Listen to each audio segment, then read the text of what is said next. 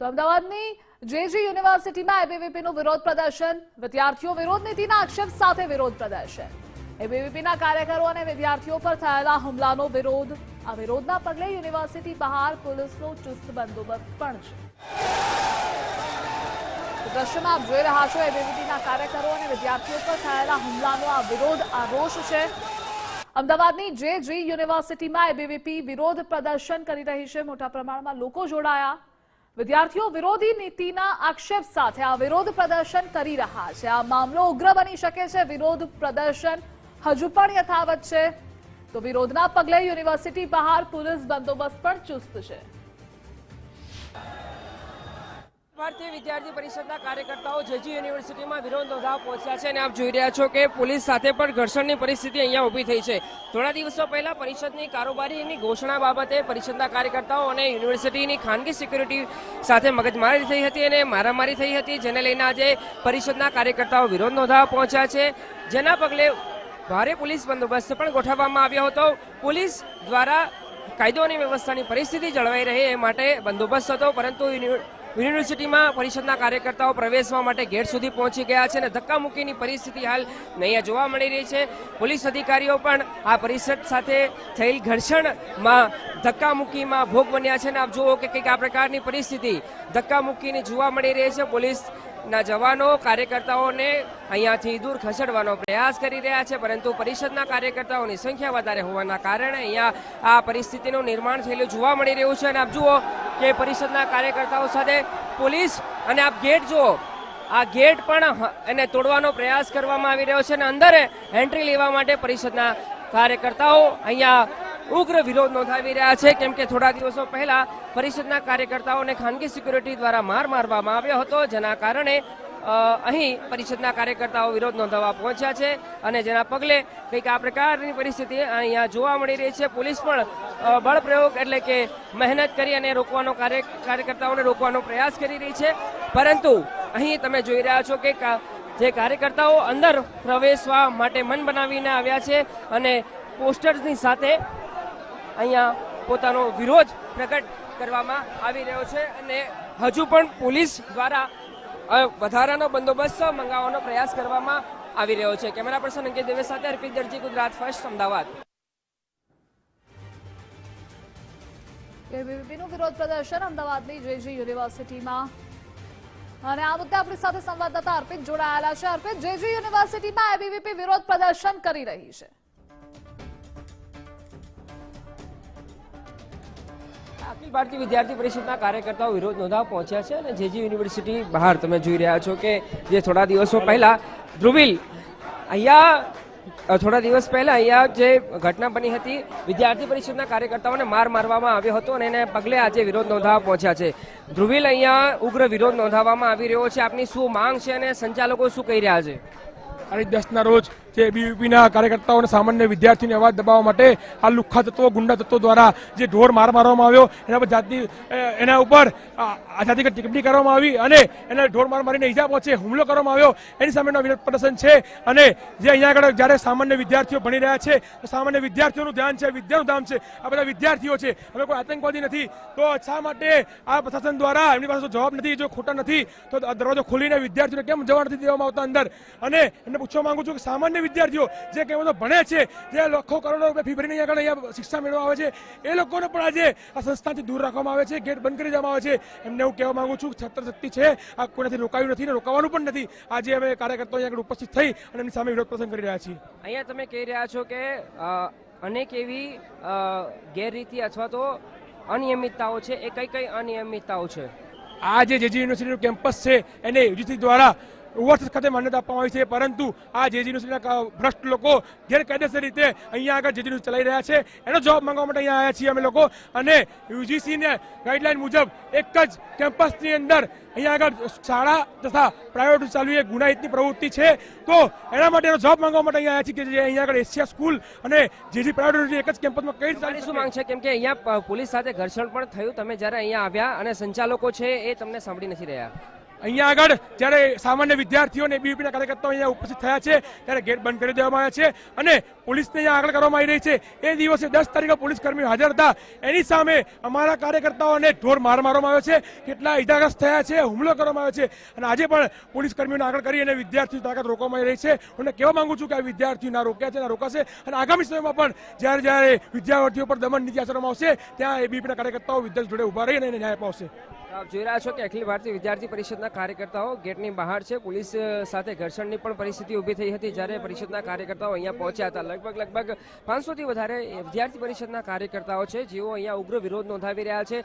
થોડા દિવસો પહેલા એટલે કે ગયા સપ્તાહમાં પરિષદના કાર્યકર્તાઓ દ્વારા અહીંયા યુનિવર્સિટી કેમ્પસમાં એમની કારોબારી એટલે કે વિદ્યાર્થી નેતાઓનું પ્રતિનિધિત્વ કરવાની વાત હોય એ પ્રતિનિધિત્વની ઘોષણા કરવાની હતી. એ દરમિયાન અહીંયા માથાકૂટ થઈ હતી. બેન, અહીંયા વિરોધ નોંધાવવા આપ આવ્યા છો, શું બન્યું હતું એ દિવસે ને આપની શું માંગ છે? એ દિવસે અમે શાંતિપૂર્વક કારોબારી માટે કારોબારી માટે અંદર ગયા હતા અને એમના સુરક્ષા કર્મચારીઓએ અમારા એબીવીપી જે બધા પ્રશાસનો છે એમના ઉપર હુમલો કર્યો છે. બસ એનો જ વિરોધ અહીંયા ચાલી રહ્યો છે અને અમને એના માટે જ ન્યાય જોઈએ છે.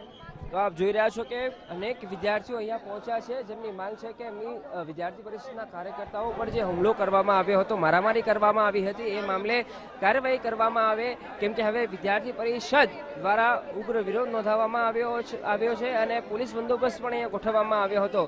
તેમ છતાંય પરિષદના કાર્યકર્તાઓએ આખી જે વિરોધનો માહોલ વચ્ચે અંદર એન્ટર થવાનો પ્રયાસ કર્યો પરંતુ હવે તેઓ બહાર બેસી ગયા છે, રામધૂન બોલાવી રહ્યા છે અને સંચાલકો બહાર આવે અથવા તો અખિલ ભારતીય વિદ્યાર્થી પરિષદના કાર્યકર્તાઓને અંદર યુનિવર્સિટી કેમ્પસમાં પ્રવેશ આપવામાં આવે એવી માંગ સાથે તેઓ અહીંયા ગેટની બહાર જ બેસી ગયા છે અને તેમની એકમાત્ર માંગ છે કે યુનિવર્સિટીના સત્તાધીશોને તેઓની સાથે મુલાકાત કરવામાં આવે અને કેટલાક એવા પોસ્ટર્સ સાથે પણ અહીંયા પહોંચ્યા હતા જેમાં વિદ્યાનું ધામ બન્યું ધોકાનું ધામ એ પ્રકારના લખાણ સાથે અચ્યુત દાણી કે યુનિવર્સિટીના સંચાલક છે, વીસી છે, એમની તસવીર સાથેના પોસ્ટરો અહીંયા લઈને પહોંચ્યા હતા અને પોસ્ટરો અહીંયા ઉલાડ્યા હતા. કાગળના સ્વરૂપમાં જે પોસ્ટર હતા એ અહીંયા ઉલાડવામાં આવ્યા હતા અને હવે પરિષદના કાર્યકર્તાઓના પ્રતિનિધિઓને અંદર એન્ટ્રી પણ આપવામાં આવી રહી છે અને તેઓ યુનિવર્સિટીના સત્તાધીશો સમક્ષ પોતાની વાતને તેઓ મૂકવા જઈ રહ્યા છે. જી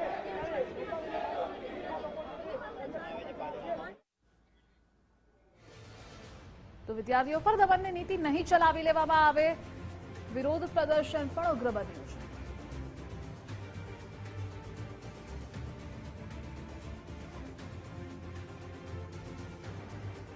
એબીવીપીના કાર્યકરો અને વિદ્યાર્થીઓ પર થયેલા હુમલાનો આ વિરોધ થઈ રહ્યો છે. બે અલગ અલગ દ્રશ્યો તમે સ્ક્રીન પર આપ જોઈ રહ્યા છો.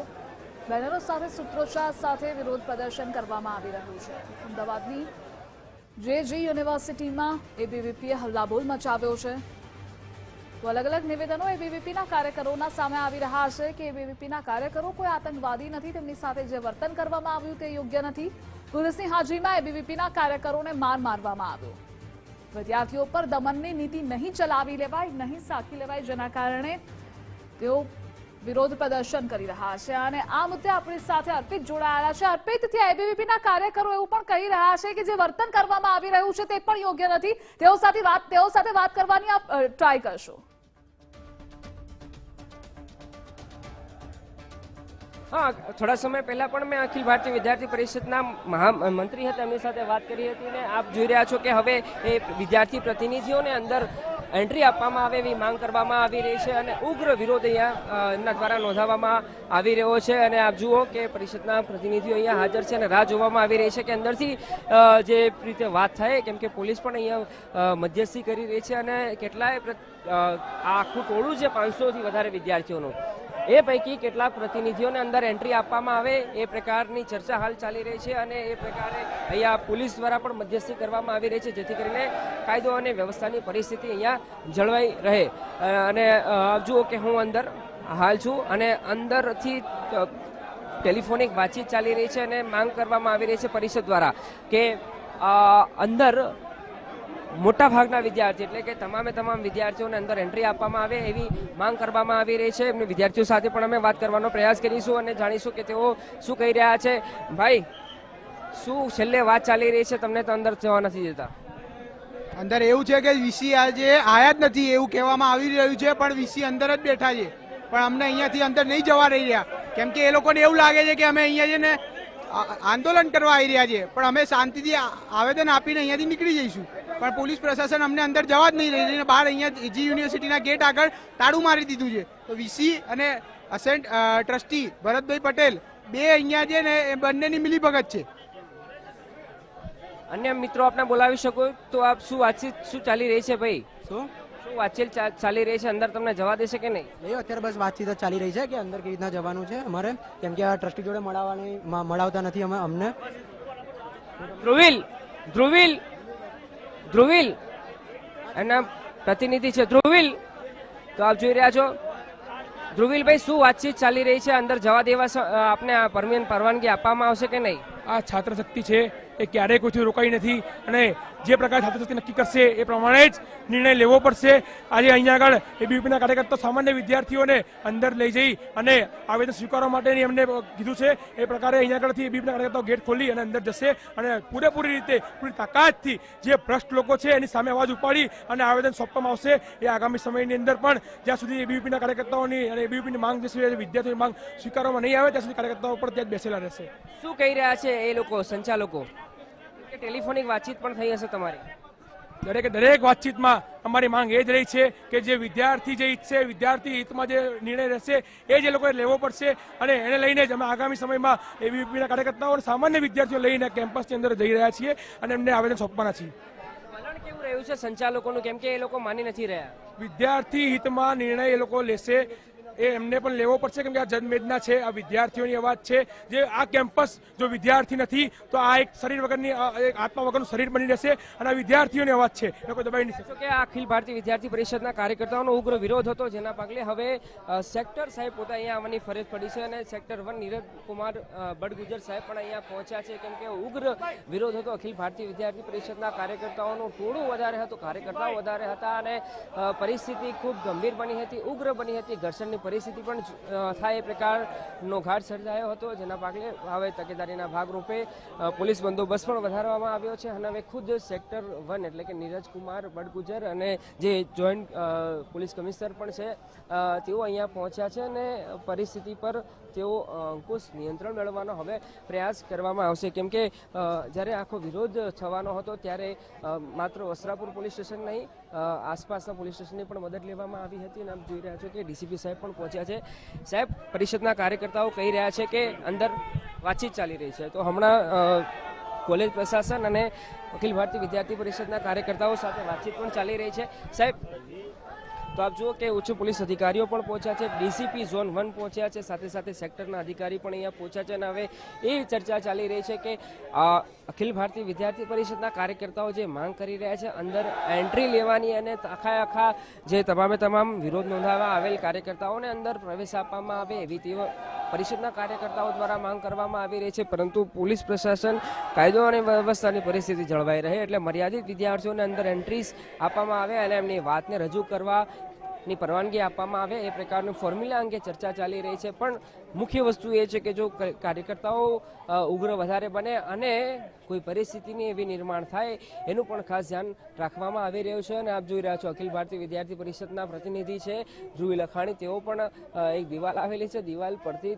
આખા ગ્રુપ છે ટોળાને સંબોધન કરી રહ્યા છે અને એમની એકમાત્ર માંગ છે કે એમની સાથે જે ગેરવર્તન કરવામાં આવ્યું હતું, પરિષદના કાર્યકર્તાઓને માર મારવામાં આવ્યો હતો, એ માર મારવાની વાતને હવે તેમના કોલેજ પ્રશાસન દ્વારા જે વલણ હતું એ વલણની સામે ઉગ્ર વિરોધ નોંધાવવામાં આવી રહ્યો છે અને હવે પરિષદના કાર્યકર્તા એટલે કે જે ધ્રુવી લખાણી છે શહેરના મંત્રી, એમના દ્વારા પણ કાર્યકર્તાઓને અહીંયા સંબોધન કરવામાં આવી રહ્યું છે અને ફોર્મ્યુલા અંગે વાતચીત ચાલી રહી છે, કેમ કે પરિષદના કાર્યકર્તાઓની માત્ર એક માંગ છે કે તમામ વિદ્યાર્થીઓને અંદર એન્ટ્રી આપવામાં આવે, પરંતુ એક શક્યતા એ પણ રહેલી છે કે જો તમામ કાર્યકર્તાઓને અંદર એન્ટ્રી આપવામાં આવે તો કાયદો અને વ્યવસ્થાની પરિસ્થિતિ પર જળવાય કે ન જળવાય એ પણ મોટો વિષય છે. એટલા માટે જ હવે પરિસ્થિતિને જોતા કોઈ પણ પ્રકારની એવી ઘટના કે દુર્ઘટના ન બને એનું ખાસ ધ્યાન રાખવામાં આવી રહ્યું છે અને એટલા માટે જ હવે પરિષદના કાર્યકર્તાઓને સમજાવવાનો પણ પોલીસ પ્રયાસ કરી રહી છે કે મર્યાદિત લોકોની સાથે પ્રતિનિધિઓની સાથે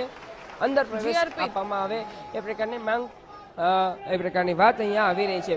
પરંતુ વિદ્યાર્થી પરિષદના કાર્યકર્તાઓ હવે ગેટની બહાર બેસી રામધૂન બોલાવી રહ્યા છે, સૂત્રોચ્ચાર કરી રહ્યા છે, માત્ર એક જ માંગ કરી રહ્યા છે કે તમામ કાર્યકર્તાઓને કોલેજ કેમ્પસની અંદર પ્રવેશ આપવામાં આવે અને એમને રજૂઆત કરવામાં આવે, જેથી કરીને એમની માંગ છે એ સંતોષાય.